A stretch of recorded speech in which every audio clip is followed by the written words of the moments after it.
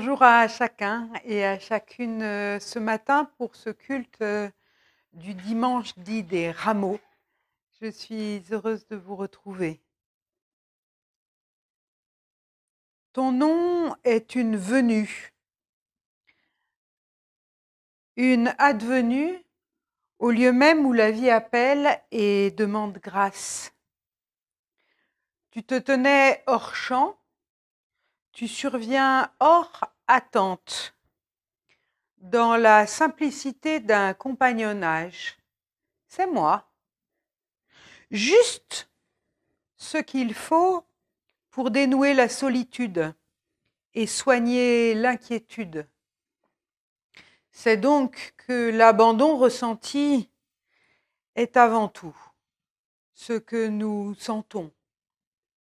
À descendre tout au fond, nous percevons l'appel à chercher plus avant, à dépasser le découragement pour rejoindre l'ensoleillement qui demande de répondre présent. Alors que Dieu soit avec vous ce matin, qu'il vous permette à chacun, à chacune de répondre présent. Amen.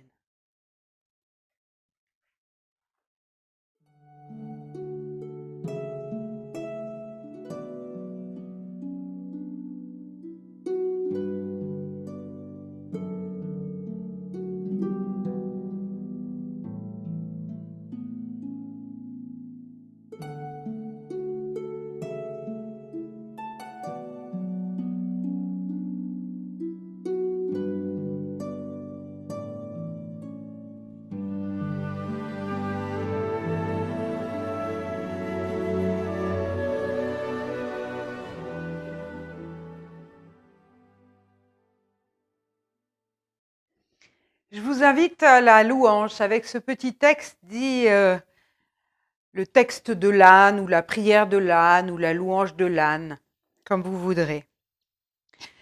Quelle aventure pour moi, dit-il, j'ai porté Dieu. J'ai entendu de loin, le Seigneur en a besoin. Et voilà qu'autour de moi, tout le monde s'est agité. Les gens se sont mis à chanter « Hosanna, Hosanna » et j'ai porté Dieu. J'avais bien entendu dire que Dieu avait besoin des hommes, mais avait-il besoin d'un âne? Et pourtant j'ai entendu « Le Seigneur en a besoin ». Et toutes sortes de pensées ont surgi en moi. Les mêmes qui viennent peut-être à l'esprit des hommes quand ils se sentent repérés par le Seigneur. Je pensais, ce n'est pas à moi qu'il s'adresse. Il y a bien d'autres ânes, plus grands, plus forts, plus intelligents, il y a même des chevaux. Ce serait quand même mieux pour porter Dieu à un cheval. Je me disais, il va être lourd. Trop lourd ce Dieu pour un petit âne comme moi. J'en ai déjà assez de tous les fardeaux quotidiens. Pourquoi ne me laisse-t-il pas tranquille? Je m'insurgeais. D'accord, je suis attachée, mais au moins je suis à l'ombre, à l'abri des coups, à l'abri des moqueries. Et puis, je n'ai rien demandé, moi. Qui est-il, ce Seigneur, pour importuner ceux qui tentent de vivre tranquillement? Mais j'ai entendu, le Seigneur en a besoin. Et j'ai compris, j'ai besoin de toi. Alors que faire? Que dire? Je me suis laissé détacher, je me suis laissé emmener. Et lui, le Seigneur des Seigneurs, s'est fait léger, doux, assez tendre, à ce point qu'à un moment donné, j'ai cru croire que ce n'était plus moi qui portais Dieu, mais que c'était lui qui me portait.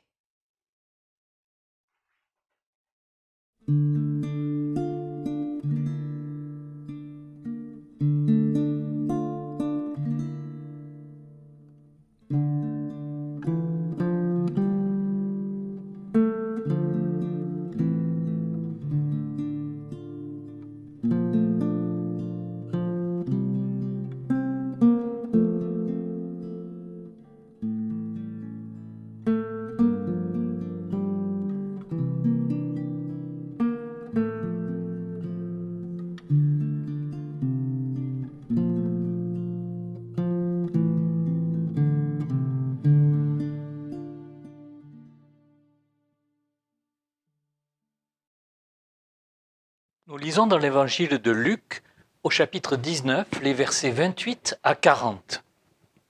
Jésus partit en avant pour monter à Jérusalem. Or, quand il approcha de Bethphagée et de Béthanie, vers le mont dit des Oliviers, il envoya 2 disciples en leur disant « Allez au village qui est en face. En y entrant, vous trouverez un ânon attaché que personne n'a jamais monté. Détachez-le et amenez-le. Et si quelqu'un vous demande « Pourquoi le détachez-vous » vous répondrez « Parce que le Seigneur en a besoin. » Les envoyés partirent et trouvèrent les choses comme Jésus leur avait dit.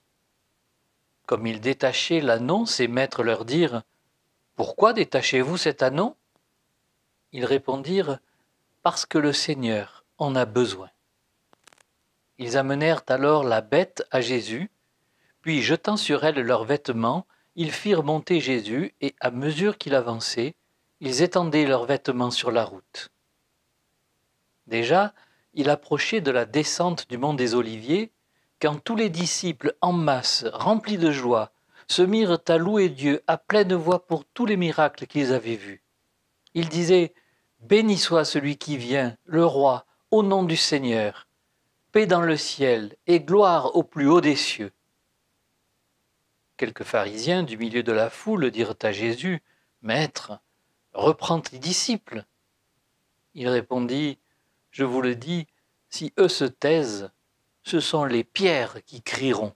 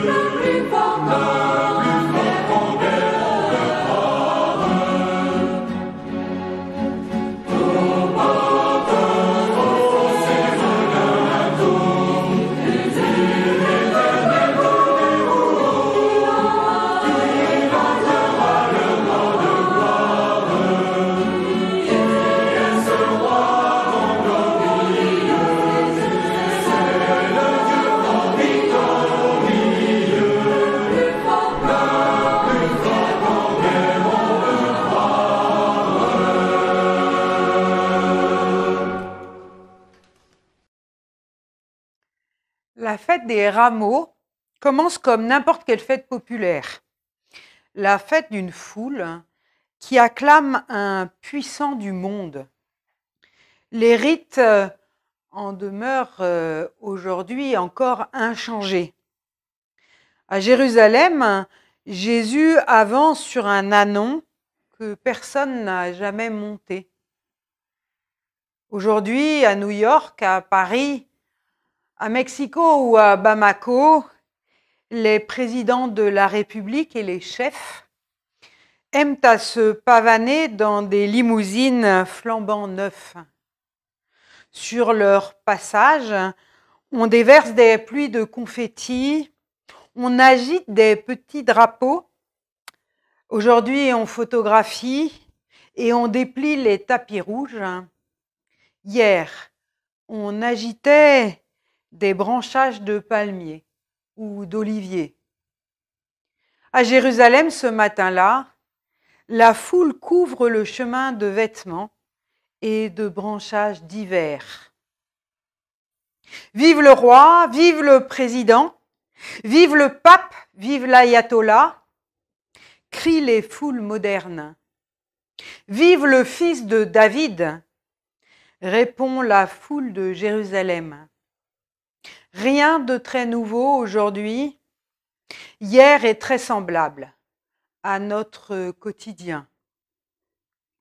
Oui, les rameaux, c'est avant tout une vraie fête de la foule, avec ses cris et ses bruits, ses slogans et ses banderoles, son décor et son rituel. Foule d'un jour, foule de toujours, manipulable, manipulée, prête à hurler, dans un même mouvement d'enthousiasme. Un jour, ce sera « Vive la liberté !»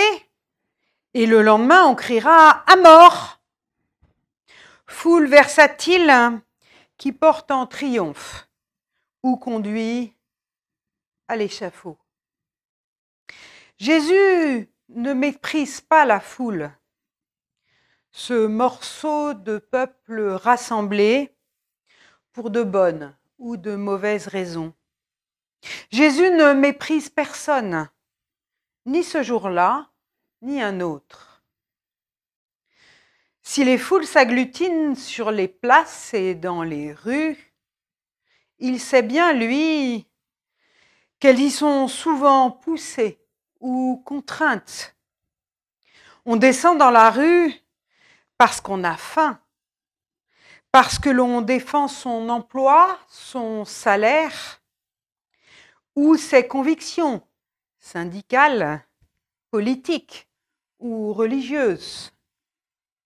Seuls ceux qui ont le privilège de pouvoir rester spectateurs des malheurs des autres et de l'humanité condamnent les manifestations de rue. À leurs yeux, ça fait désordre. Qu'est-ce qui pousse les habitants de Jérusalem ce matin-là à s'amasser le long du chemin qui conduit à la capitale? Qu'est-ce qui les poussait à escorter ce Galiléen charpentier pour lui faire un triomphe? Quelles sont les raisons? Alors à ce moment-là, dans le pays, sur le plan politique, c'est l'occupation romaine. L'armée romaine était présente et occupait l'espace politique et physique depuis plus de 60 ans. Le peuple, alors, n'en pouvait plus de supporter cette occupation et voulait légitimement en être délivré. Le contexte économique, lui, était caractérisé par des famines et des épidémies. Pourquoi? Parce que tous les espaces cultivés étaient destinés à l'exportation, vers Rome notamment. Un mécanisme double de fiscalité était aussi instauré, un impôt pour César et un impôt pour Dieu, c'est-à-dire pour la classe sacerdotale. Jérusalem était alors un grand pôle, à la fois religieux, économique, et face à Césarée, centre administratif des affaires romaines, Jérusalem essayait de s'imposer. Le contexte social et culturel était, lui, caractérisé par une confrontation des cultures étrangères, notamment grecques et romaines. En somme, on rêvait dans ce pays de restauration, de restaurer la vraie royauté d'Israël, c'est-à-dire de revenir comme hier, sans ces étrangers qui occupaient le pays, sans ces confrontations, sans ces impôts multiples. Il y avait manifestement un désir profond d'être délivré de la domination romaine, pesante, écrasante, et par là même, on rêvait d'être libéré de tous ces collabos, complices du système, qui ne faisaient que piller le pays. Et voici un homme, Jésus de Nazareth, en Galilée, qui n'hésite pas à dénoncer la dérive de la corruption et qui a le courage de confronter l'hypocrisie des religieux, de défendre les plus faibles, d'aller vers les exclus, les parias, de pleurer avec ceux qui pleurent, de consoler ceux qui souffrent, de guérir ceux qui sont malades. En fait, la joie qui s'exprime ce matin-là, dans le passage que nous avons lu tout à l'heure, peut être associée à l'espérance qu'apporte Jésus dans la vie de ses contemporains. Cette entrée joyeuse, elle répond à une très très longue attente, l'attente jamais comblée de tout un peuple en marche depuis longtemps. Une attente qui a déjà été annoncée dans les prophéties, souvenez-vous, que l'affamé soit rassasié, que les aveugles voient, que les boiteux marchent, que les injustices soient réparées, que les larmes soient séchées. Bref, que la vie ait un sens, qu'elle soit moins dure, moins âpre, moins méprisée ou méprisante. Les attentes de la foule de Jérusalem ce matin-là rejoignent les attentes de toutes les foules du monde entier qui vont mal. Et j'avoue que ce matin, en cette période électorale, quand je regarde la télévision ces derniers jours et que je vois comment un certain nombre de présidentiables, de candidats à la présidence de la République sont reçus et acclamés par les gens qui viennent les accueillir dans leur ville et dans leur campagne lorsqu'ils se rendent chez ces derniers. Et puis que je vois les discours qui manifestent le sentiment que ces candidats comprennent tout le monde et vont répondre à toutes les attentes, je me mets aisément à imaginer ces candidats assis sur des ânons, prêts à entendre les foules crier à leur passage « Hosanna Hidalgo, Hosanna Jadot, Hosanna Mélenchon », etc., etc. Ces acclamations de joie-là traduisent l'espérance des foules, et pourquoi pas que ces candidats vont pouvoir les sauver de leur misère, de leur pauvreté, des aléas de la vie du monde. Et je m'arrête là pour la comparaison avec notre aujourd'hui, qui, si je la continuais, pourrait peut-être ne pas plaire à tout le monde. Donc en effet, ce jour-là, c'est le fils de David, le prophète de Nazareth, qui porte toute l'espérance des blessés de la vie.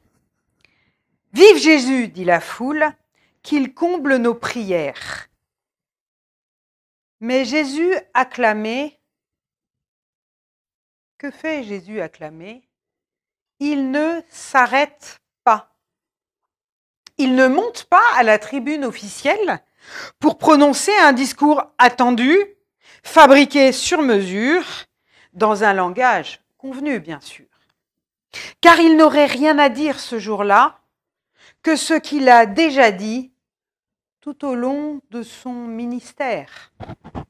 Il n'aurait pas pu dire autre chose que répéter ce qu'il n'est pas toujours facile d'entendre. Et je cite l'Évangile de Matthieu, chapitre 20, verset 25. « Vous le savez, les chefs des nations les tiennent sous leur pouvoir et les grands sous leur domination. Il ne doit pas en être ainsi parmi vous. Si quelqu'un veut être le premier parmi vous, qu'il soit votre serviteur. Car le Fils de l'homme est venu pour servir, non pour être servi. » Mais qui aujourd'hui, exerçant le pouvoir ou souhaitant l'exercer, l'exerce comme un service? Qui, luttant pour avoir le pouvoir, s'imagine dans la peau d'un serviteur ou d'une esclave?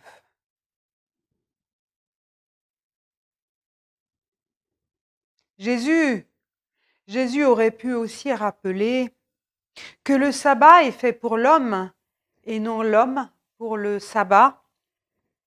Il aurait pu expliquer une fois de plus qu'aucune loi, qu'aucune règle, qu'aucun parti, qu'aucune église, qu'aucune religion ou aucune confession ne mérite, ne justifie d'être sacralisée et défendue n'importe comment, à n'importe quel prix.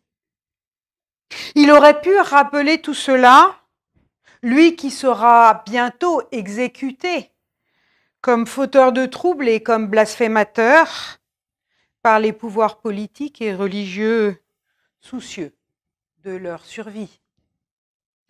Mais voilà que Jésus se tait et laisse la parole à d'autres. Il se contente juste de gestes semblables à ceux qui ont marqué les précédents épisodes de son ministère, les gestes d'un roi sans cour, d'un chef sans troupe, d'un religieux sans clergé. À vrai dire, peut-être n'a-t-il pas grand-chose à défendre, du moins à défendre par des moyens habituels de chef, par des moyens coercitifs. Car ce qu'il avait, il l'a déjà donné. Un acte de guérison, une parole qui fait vivre, un regard d'amour, un geste qui relève. Alors il entre dans Jérusalem offert à la foule sans aucune défense. Cette foule composée, comme toutes les foules, de sympathisants, de détracteurs, de curieux, de violents. Lui, il est né loin des foules, dans une petite bourgade de Judée, et le voici maintenant dans la capitale de son pays, comme pour marquer qu'il est partout chez lui, sur les rives d'un lac, dans la maison d'un riche, au banquet d'une noce, dans la compagnie des gens de mauvaise compagnie, sur les routes avec les chômeurs, les sans domicile fixe, dans les synagogues ou les territoires païens. Il manifeste ainsi qu'il n'existe pas de lieu, pas d'espace, pas de terre sainte, pas de terre sacrée ou consacrée, réservée aux bien-pensants et aux bien-croyants. Il entre à Jérusalem, lieu du politique, comme il entrera tout à l'heure dans le temple, lieu du religieux. Il marquera par là que là aussi, il est chez lui. Il est partout chez lui parce que les êtres humains, dans l'Évangile, sont partout chez eux. Plus d'exclusion, plus d'interdits, plus de barrières, plus de cartes de parti ou de certificats de baptême pour avoir droit à un peu de justice, un peu d'amour, un peu de liberté ou un peu de vérité pour vivre. Alors, me direz-vous, alors le jour des rameaux, que fête-t-on? Qui fête-t-on? Alors je vous répondrai, vous avez la liberté de penser ce que vous voulez. Le texte est à tout le monde. Chacun est libre de comprendre l'histoire à sa façon. Et ce n'est pas à moi de vous dire ce qu'est la fête des rameaux. On peut y lire, je vous donne quand même quelques pistes, on peut y lire le rendez-vous de Jésus, un rendez-vous manqué avec le peuple. Le peuple qui attend un roi puissant que Jésus ne veut pas être et ne sera pas. Rendez-vous manqué avec le peuple. On peut y lire, peut-être, le rendez-vous de Jésus manqué avec l'histoire. Il aurait pu ce jour-là provoquer des émeutes dans Jérusalem contre l'occupant romain et prendre le pouvoir. Rendez-vous manqué de Jésus avec le pouvoir ou l'histoire. On peut aussi comprendre cette journée comme la dernière tentative faite par Jésus de convaincre le peuple de sa messianité. On verra par la suite qu'il n'a pas totalement réussi puisqu'il sera mis à mort. Mais on peut aussi imaginer, et c'est ma lecture, en tout cas la lecture que je vous propose ce matin, que Jésus n'a rien fait d'autre ce jour-là que de suivre son chemin.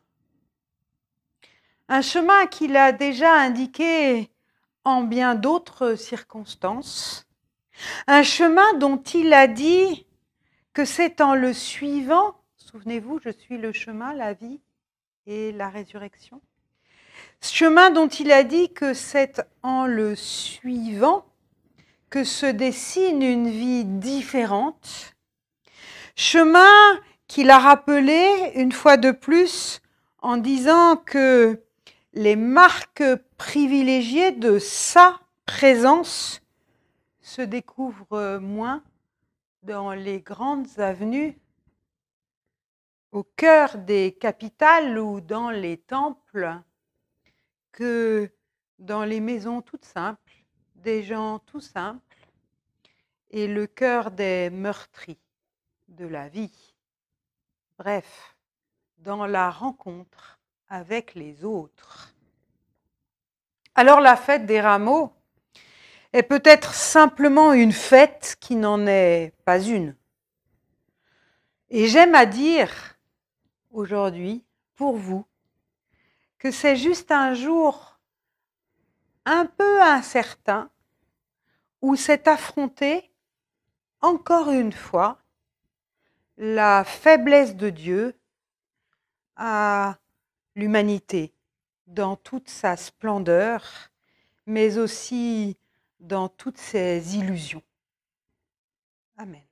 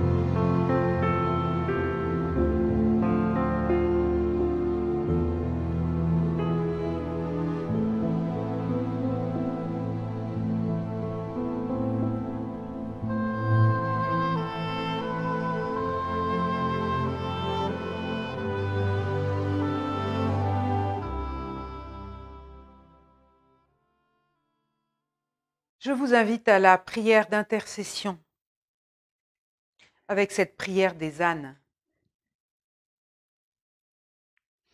Donne-nous de garder les pieds sur terre et les oreilles dressées vers le ciel pour ne rien perdre de ta parole. Donne-nous un dos courageux pour supporter les hommes les plus insupportables. Donne-nous d'avancer tout droit en méprisant les caresses flatteuses autant que les coups de bâton. Donne-nous d'être sourds aux injures, à l'ingratitude. C'est la seule surdité que nous ambitionnions. Ne nous donne pas d'éviter toutes les sottises, car un âne fera toujours des âneries. Donne-nous simplement de ne jamais désespérer de ta miséricorde. Ta miséricorde si gratuite pour ces ânes, si disgracieux que nous sommes. Donne-nous d'être dans l'écoute de ce que tu attends de chacun d'entre nous et ouvre nos oreilles à tout ce que les autres peuvent nous dire. Dans notre prière ce matin, nous voulons te présenter toutes les situations douloureuses et te rendre grâce pour celles qui sont heureuses. Et nous nommons devant toi celles et ceux qui vivent des moments compliqués de solitude, de maladie ou de deuil. Donne-nous de témoigner de la largesse du regard que tu poses sur chaque être humain. Regard que nous accueillons maintenant en te disant « Notre Père qui es aux cieux, que ton nom soit sanctifié, que ton règne vienne, que ta volonté soit faite sur la terre comme au ciel. Donne-nous aujourd'hui notre pain de ce jour. Pardonne-nous nos offenses comme nous pardonnons aussi à ceux qui nous ont offensés. Et ne nous soumets pas à la tentation, mais délivre-nous du mal. Car c'est à toi qu'appartiennent le règne, la puissance et la gloire pour les siècles des siècles. Amen.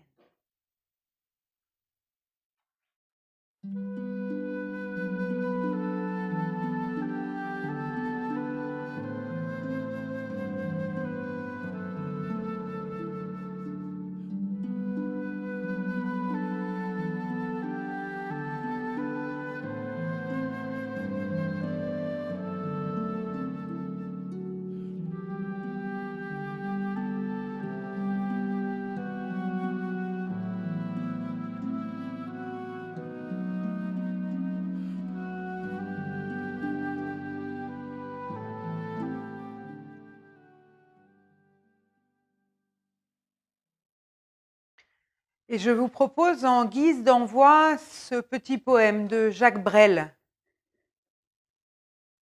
Dites si c'était vrai, s'il est né vraiment à Bethléem, dans une étable. Dites si c'était vrai, si les rois mages étaient vraiment venus de loin, du fort loin pour lui porter l'or, la myrrhe et l'encens. Dites si c'était vrai ce qu'ont écrit Luc, Matthieu et les deux autres. Dites si c'était vrai le coup des noces de Cana et de Lazare. Dites si c'était vrai ce qu'ils racontent les petits enfants avant d'aller dormir. Vous savez bien, quand ils disent notre Père, quand ils disent notre Mère, si c'était vrai tout cela, alors je dirais oui, parce que c'est tellement beau tout cela quand on croit que c'est vrai. Que le Dieu de la vie qui appelle à la vie vous appelle à dire oui. Que le Dieu de la vie qui appelle à la vie vous accompagne aujourd'hui et pour les jours à venir. Il vous donne sa bénédiction et il vous garde. Allez chacune dans cette paix qui vous est donnée aujourd'hui et pour les jours à venir. Amen. Ce culte est maintenant fini. Nous nous retrouverons d'ici quelque temps, je pense dans une quinzaine de jours. À bientôt. Au revoir.